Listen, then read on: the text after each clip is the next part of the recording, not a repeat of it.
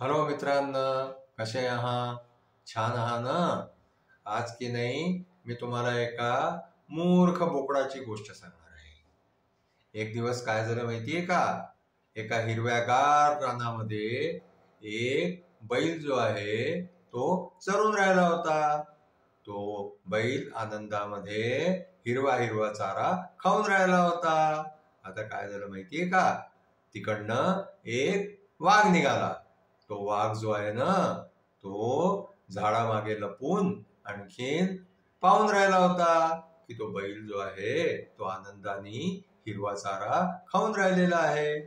तिथे तो वाघ बसून जे आहे ना, तो वाट पाहू लागला की बैल आपल्या जवळ जर आला आणि तो जसाच येईल तसं आपण त्याला जे आहे ते मारून आणखीन खाऊ. आता काय झालं की ते बैलाला काही माहित नव्हतं की झाडाआड जे आहे ते एक वाघ बसलेला आहे. आता तो बैल जो आहे ना, तो चरत चरत चरत चरत त्या झाडापर्यंत पोहोचला. जसा तो बैल झाडापर्यंत पोहोचला तसं त्या वाघाने जे आहे ना, त्या बैलावरती हल्ला केला. आणखी त्या बैलाला पकडायचा प्रयत्न केला. बैल आपला प्राण वाचवायसाठी जे आहे ना, तो पळत सुटला आणखीन एका गुफेमध्ये आतमध्ये घुसला. आता काय झालं माहितीये का?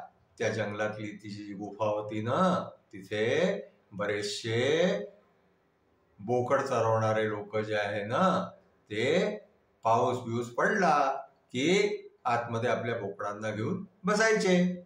आता काय झालं माहितीये का? जसा तो बैल आतमध्ये घुसला तसं जे आहे त्यांनी पाहिलं की तिथे एक बोकड होता. तो बोकड जो आहे ना, तो बैलाला पाहून आणि त्या बैलावरती खूप रागावला जोराने की तू आमच्या गुफेमध्ये कसा आला? तुला यायची हिंमत कशी झाली? आता तो बोकड विसरून गेला की बैल आपल्यापेक्षा किती मोठा आहे, बैलाबरोबर आपण भांडावं की नाही भांडावं. पण तो बोकड जो आहे ना, त्याला असं काही समजलंच नाही.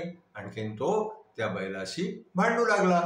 तर तो बैल त्याला म्हणाला की हे बाहेर वाघोबा बसलेला आहे आणि तो वाघ जो आहे तो माझा पाठलाग करून राहिला होता, म्हणून मी गुफेच्या आतमध्ये येऊन बसलोय.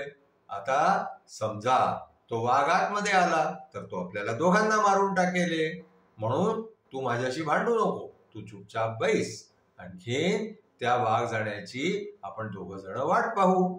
नाहीतर तो वाघ आतमध्ये आला तर तुझेही प्राण जातील, माझेही प्राण जातील.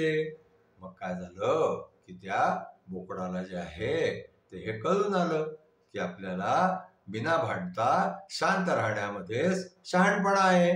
मग तो बोकड आणखीन तो बैल हे दोघ जण त्या वाघाची बाहेरून पळून जायची वाट पाहत राहिले. मग नंतर काय झालं की एक दिवसानी तो वाघ तिकडनं निघून गेला की आता काही बैल गुफेबाहेर येत नाही. आणि मग तो बोकड आणखीन तो बैल हे दोघ जण जे आहे ना, त्या दिवसभरामध्ये त्यांची मैत्री होऊन गेली. मग दोघ जण बाहेर निघाले. आणखीन दोघ जण प्रेमाने जे आहे ते परत त्या जंगलामध्ये चरू लागले.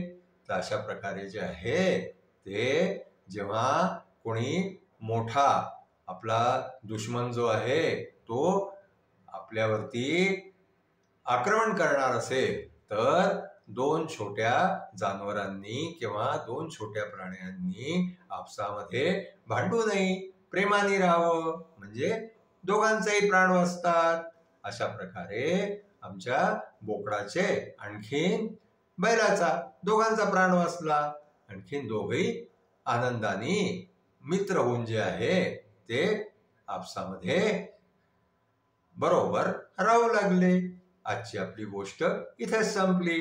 तुम्हाला आमची गोष्ट आवडली असल्यास तुम्ही आम्हाला लाईक करा, आमच्या चॅनलला शेअर करा, सबस्क्राईब करा. Thank you.